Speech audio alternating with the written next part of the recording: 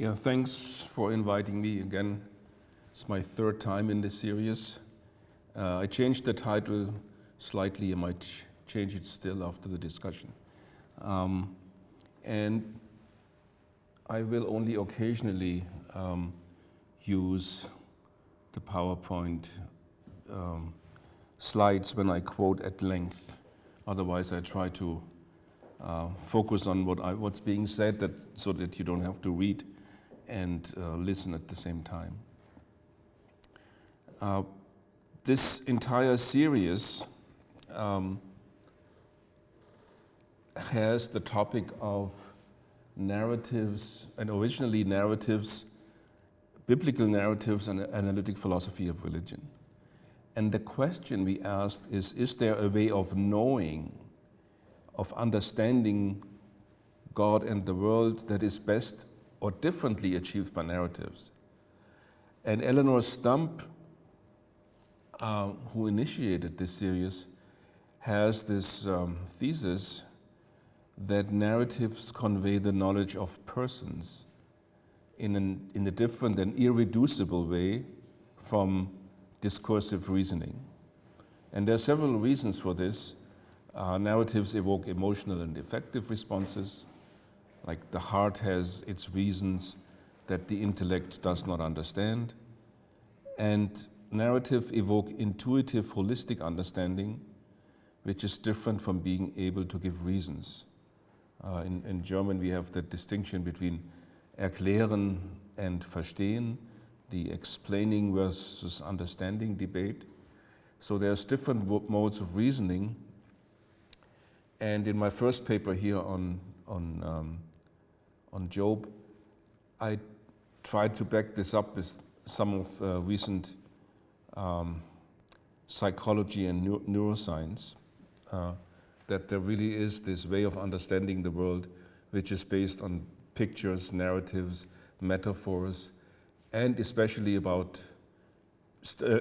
stories about people, episodes that happened in interpersonal relationships.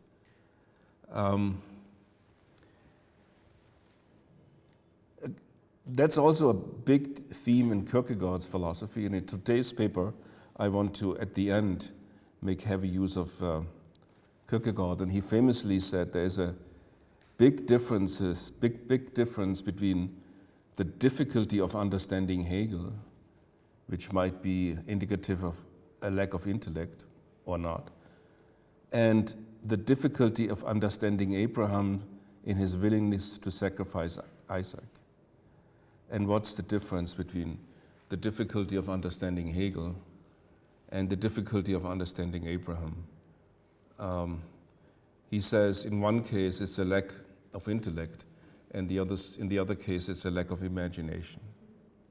And what is exactly meant by this?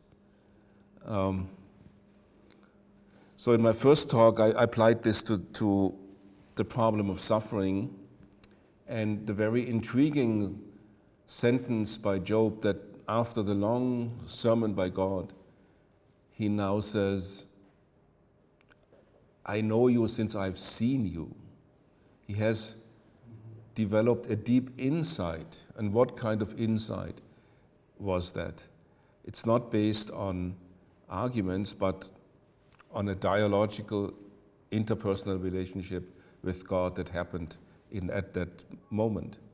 And in my second talk in this series, I talked about Jonah and the meaning of life, and that Jonah found the meaning of life in this one moment in the belly of the beast when he devoted his life entirely to God. And I tried to interpret that with Viktor Frankl's theory of the meaning of life. Today now I try to talk about another very difficult text, and that's Qohelet or Ecclesiastes. And Eleanor, I thought that Eleanor was present, so this was very much a dialogue with Eleanor also. Eleanor, in her Dewey lecture, which is a kind of just recently intellectual autobiography, writes that she went at the beginning of her academic career to an evening class by John Crosset. It was just like him that the biblical book he picked to teach was Ecclesiastes. It was in many respects clearly a perverse choice, but at least in my own case, it also proved to be an inspired one. In a sense, Ecclesiastes was perfect for the zeitgeist on college campuses of the time. Here is one overriding theme of Ecclesiastes. Nothing human beings care about lasts. Every human achievement comes to nothing. Inescapable, heartbreaking suffering and irremediable injustice are everywhere, and everybody dies in the end. That theme in all its particulars seemed so true to me and to the students around me then too. It summarized the sorrowful human condition that anyone could and should see.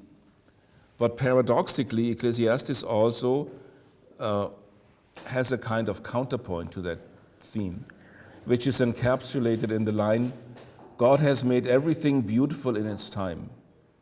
I had no idea what Ecclesiastes or Qohelet meant with that line, but I was blown away by whatever it was made that the text, whatever it was that made that text seem so powerful, so captivating me.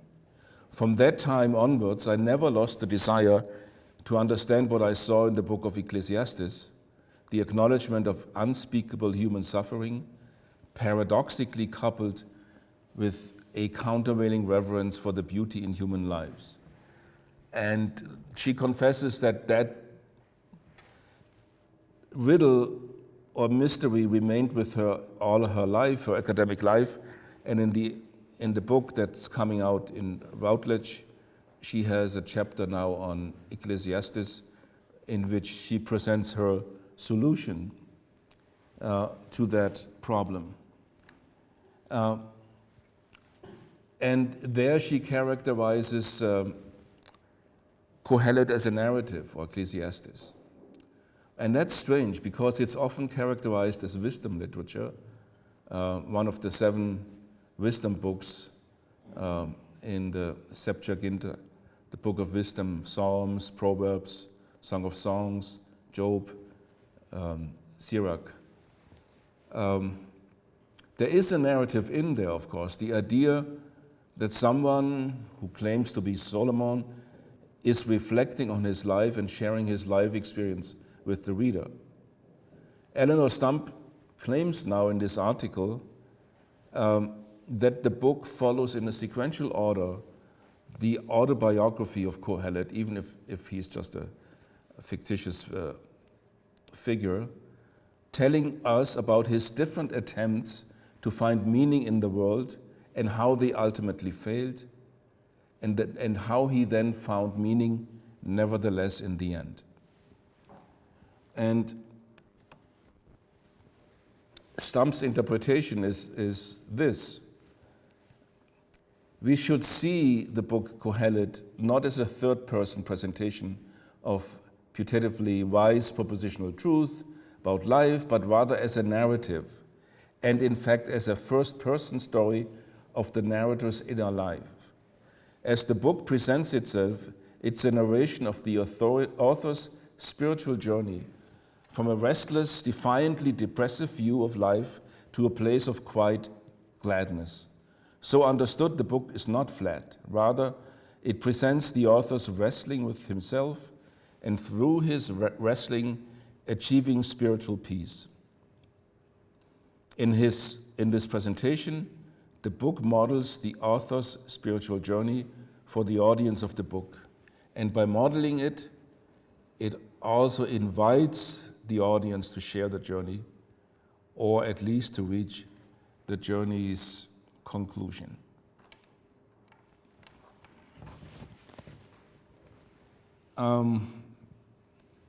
So that's the thesis. And the dialectics of the story then becomes obvious. Qohelet tries out different answers to the question, what is it worth caring for? So Harry Frankfurt's question, what do we really care about? And he tries out one after another riches and influence and fame after death. What is it worth caring for? Family, having children, what is it worth living for? And one answer after another is being deconstructed, being revealed as Havel, as vapor, mist, wisp, indicating a fleeting existence, a lack of substance, and ultimately nothingness. Not being able to find something worth caring for does leave one in a state of despair, the experience of absurdity of human existence. And that what made the book so popular for the students at the time when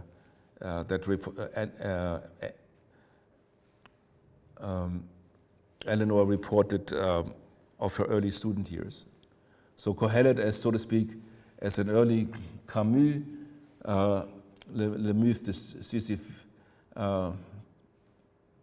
you know the story. So Qohelet as an early existentialist literature that describes the absurdity of human life. But then the book doesn't really end in despair. As Eleanor correctly describes it, it ends in quiet humility. What happens in Qohelet is not that he receives an explanation by God that makes the absurdity of the world go away. Now I'm seeing the big picture and everything makes sense. Nothing like that happens. What happens is he changes his attitude towards exactly the same absurd world. And he sees this world as divine gift. At the end of the book, Eleanor writes, all the distressing things about human life that Qohelet called to his own attention and to the attention of the readers are still just as bad as Qohelet saw them in the beginning. What is different by the end of the story is his attitude towards them. And that's one of the things I try to explain in this talk. What exactly is the change of attitude here? What happened in Qohelet? So I will call Eleanor's interpretation, for obvious reason, an existentialist interpretation. Eleanor Stump sees the book as a journey, an inner journey of a progression from proud despair to quiet humility. So when, by the end of his narrative, Qohelet has finished receiving the wisdom that is God's gift to him, it brings him to the recognition that in power and goodness, God governs all human life. And every true good, everything, she says, that is real gold and not just glitter, everything that makes human life worthwhile comes as a gift from God. And he still can affirm all the evils and sorrows of human life that distressed him in the beginning, but then in the end he affirms with a quiet heart the good things he received, and he regains the ability, or he gains the ability to take joy even in the smallest goods. So far, Eleanor's interpretation. And we have to build on this, but also see where it is lacking, and maybe add on something to it to understand why he, in the end, was able to enjoy the world again. What obviously seems to be missing in the existentialist interpretation is that this is not just an inner story about faith. And it's not mostly an autobiographical text. Most of the text is written in the form of a diatribe and not of an autobiographical narrative. And the diatribe is a form of speech that shows that the position in question is untenable or at least questionable. And it does this not by delivering syllogistic arguments, but by a dialectical contraposition of counterexamples, exposing the absurdity of a claim by, let's say, citing a proverb asking rhetorical questions, appealing to common sense, giving examples, appealing to emotions. Thus, the diatribe is always directed toward an imaginary opponent. It's dialogical in nature, even though it's a philosophical text. The diatribes is often assumed are ultimately rooted in Plato's dialogue, and they are kind of pop version of the Platonic dialogues. That's one of the theories about the diatribes. So certainly the diatribe is second personal. It's not the exposition of a problem in syllogistic inferential steps, but it's engaging someone and trying to show to someone that a certain assumption doesn't make sense. Now, if you look at the structure of Qohelet, and there's different way of structuring the book, and my favorite one comes from Lofink,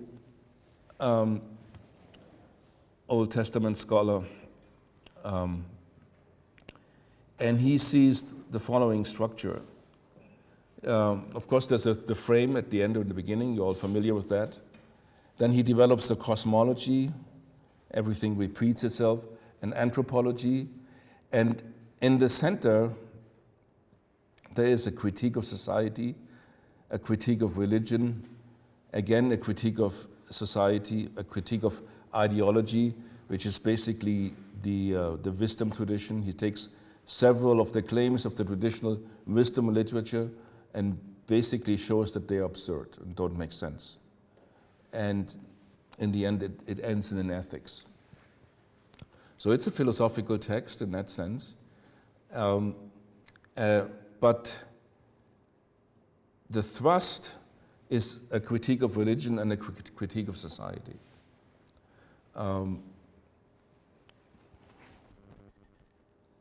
Here's an example, just one example.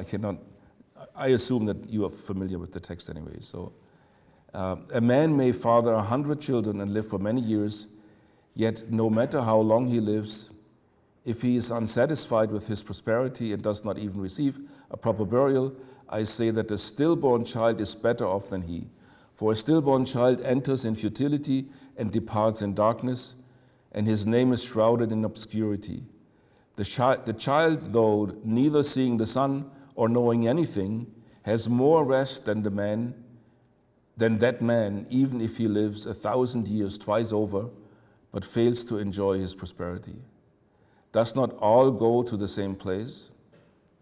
Here we have a clear case of the critique of a classical wisdom ideology, so to speak, and the ideology here meaning that having many children, living a long life, having prosperity will make my life more meaningful than one that is missing all of this. And Qohelet obviously claims that that is an error. Nothing can guarantee a happy life, even if you have many children, longevity, prosperity, all of these things. It's no guarantee. Just a few more examples along the structure here of the text. In the Critique of Society 1, he talks about injustice in court, exploitation of people, rivalry among people, loneliness. In the Critique of Religion, he says, God wants a hearing heart rather than sacrifices. We shouldn't talk much in things religious, and we should refrain from making vows or taking vows. And in the Critique of Society, in the second, the powerful only support each other. Greed for money is insatiable. Materialism cherishes goods that will not last or will be taken away by others. A long life does not bring happiness. And in the critique of ideology, posthumous fame is meaningless, good education does not secure wisdom, earlier times were not better than the present, respecting the law does not ensure happiness, knowledge alone does not guarantee success, knowledge does not even secure morality. Those who live according to the law experience hardship and failure just as much as those who do not obey the law. The same fate awaits those with knowledge in education as those without knowledge in education. So that's a clear critique of the classical wisdom literature. So, what is it now? Is this a philosophical text? Is it Athens?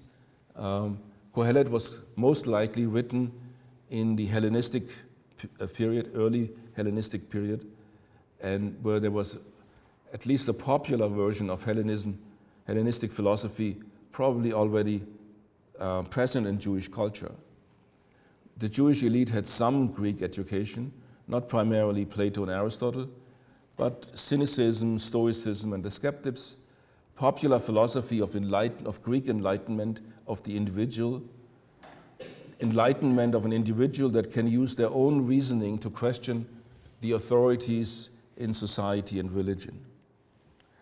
So, in a way, the topic of the entire book is what remains of the classical Jewish faith in the face of the Greek Enlightenment.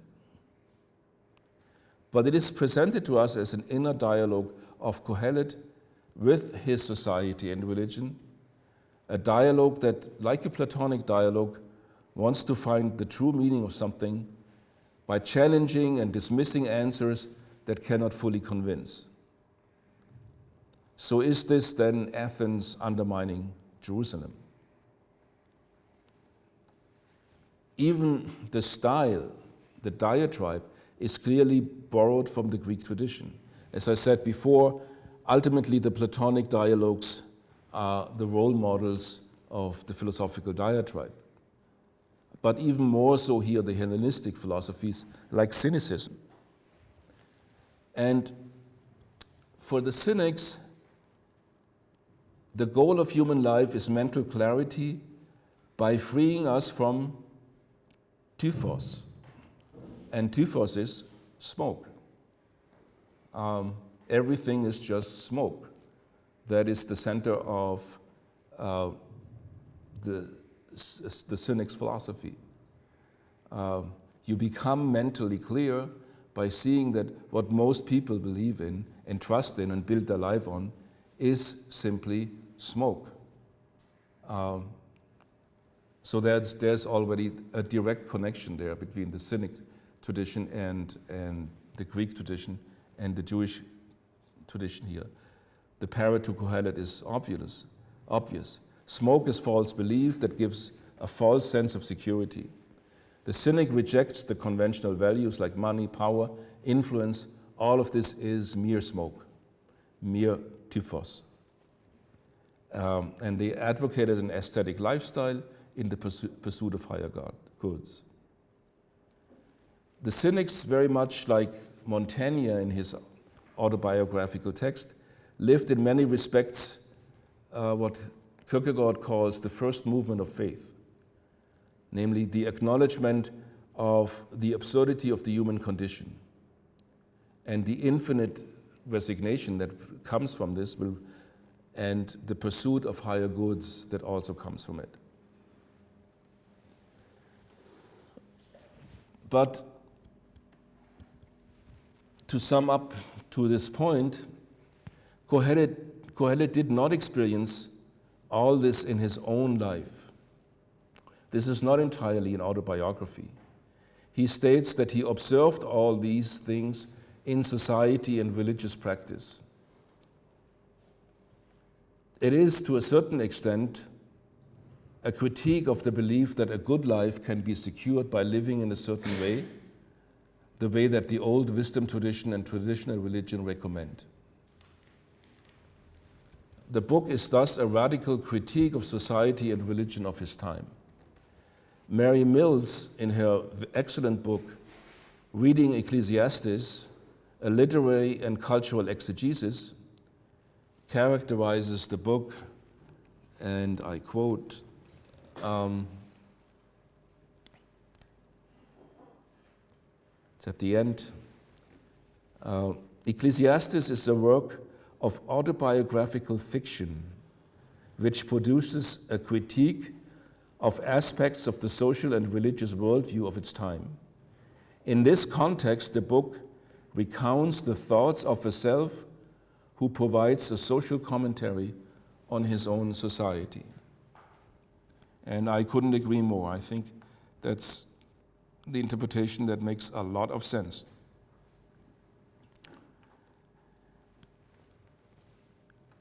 But what about Jerusalem then? What remains of the classical Jewish faith in the face of the philosophical critique, in the spirits at least, of the Greeks? Why is this thing even in the canon? Why is it even in the Bible? The initial thrust of the book is a deconstruction of the classical values in society, religion, and the classical wisdom literature, especially the idea that my current state is the result of earlier deeds, like good deeds in the past, secure well-being, bad ones will lead to suffering. In what sense does Qohelet then remain a Jewish text about faith if the deconstruction is everything we see? And I think that's exactly Eleanor's initial question, which she had as a young student. How is faith being preserved here? So the hardest question is still to be answered. And that's the question that puzzled Eleanor almost all of her adult life. I never lost, remember I read that quote before, I never lost the desire to understand what I saw in the book of Ecclesiastes, the acknowledgement of unspeakable human suffering, paradoxically coupled with the countervailing reverence for the beauty in human lives. I will try to answer this question by invoking Kierkegaard's distinction of the double movement of faith. Kierkegaard, in Fear and Trembling, distinguishes the night of infinite resignation and the night of faith. And the first is the first movement of faith, and the night of faith, the second movement of faith. The first movement is infinite resignation. It involves the renunciation of important goods and commitments in favor of those that are considered to be higher. The night of infinite resignation sees the futility of all human and earthly endeavors. All of it is in the end devoured by death. All of it is absurd. But in the second movement of faith, according to Kierkegaard's analysis of faith, the night of faith manages to fully value finite goods again, even though he has earlier seen that they are absurd, in a way that the night of infinite resignation cannot. Whereas infinite resignation is something that I can achieve through my own, the night of faith both recognizes his dependence upon a divine power and something beyond himself. So Lippert, in his Routledge guidebook to Kierkegaard's Fear and Trembling, which is very good and has inspired me a lot for this interpretation, writes, the night of faith is able to take a genuine joy in the finite world, receiving it back despite having given it up in resignation. That's the very point of Kierkegaard's. So the night of faith has given up, has seen the whole world is, by human standards, completely absurd, but it, in the act of faith, receives the world back, and it now enjoys it as a gift. So movement one in the double structure of faith, Kierkegaard's analysis of faith is, the first step of faith is acknowledgement of the complete absurdity of the human condition and infinite resignation. And this is achieved by philosophical analysis and human reasoning alone, the Stoic, Cynicist, Epicurean move. Resignation does not require faith.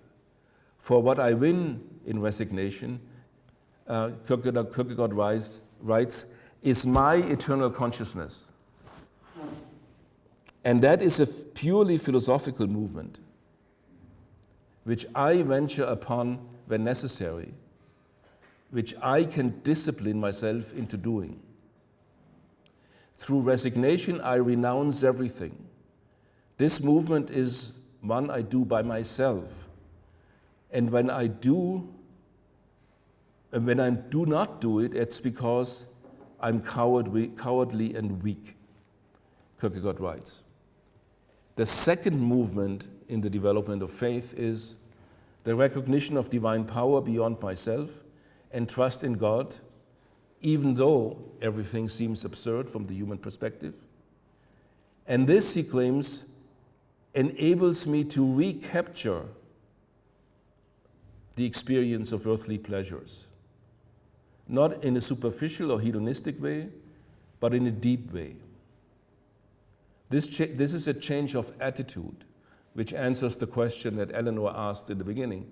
What is the change of attitude that happened here? It can only be achieved, according to Kierkegaard, by a divine gift. The Knight of Faith, Kierkegaard writes, all that can save him is the absurd, and he grasps this by faith. Here's a quote by Kierkegaard about the Knight of Faith. This man has made and is at every moment making the movement of infinity.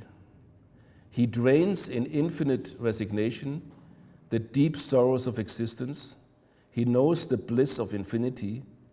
He has felt the pain of renouncing everything, whatever is most precious in the world.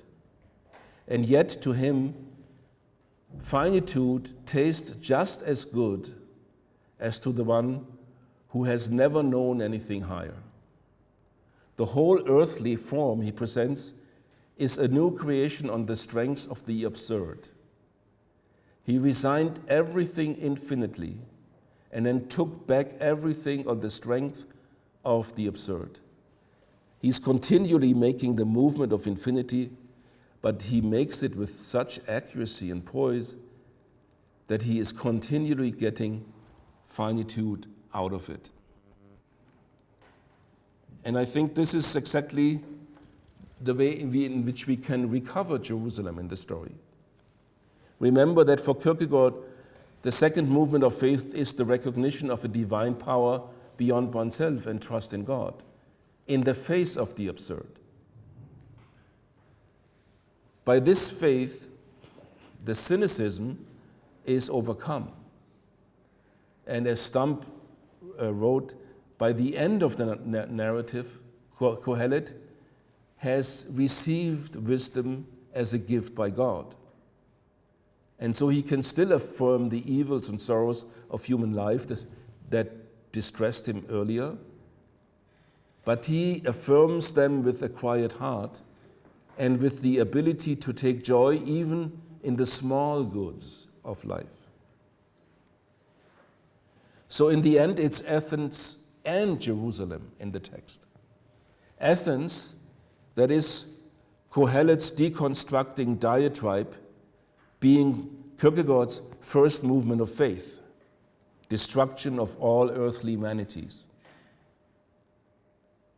And Jerusalem, i.e. Qohelet's confession of faith and his trust in God as the second movement of faith. While couched in an autobiographical narrative, this text is certainly also a social commentary, a call for reform of religion, a call for seeking a pure faith and trust in God, almost a kind of reformation. Faith alone. The faithful is in the end able to enjoy the small things in life again. Not like the hedonist, or not like what Eleanor calls in her paper the hobbit, that's just the naive being that simply enjoys the pleasures of life because they have never asked the deep questions. But it's also not Hölderlin Socrates, who after thinking the deepest thoughts enjoys the beauty of Alcibiades. Wer das Tiefste gedacht, liebt das Lebendigste. Who has thought the deepest thought, loves the most living thing. No, that's not what is being described here.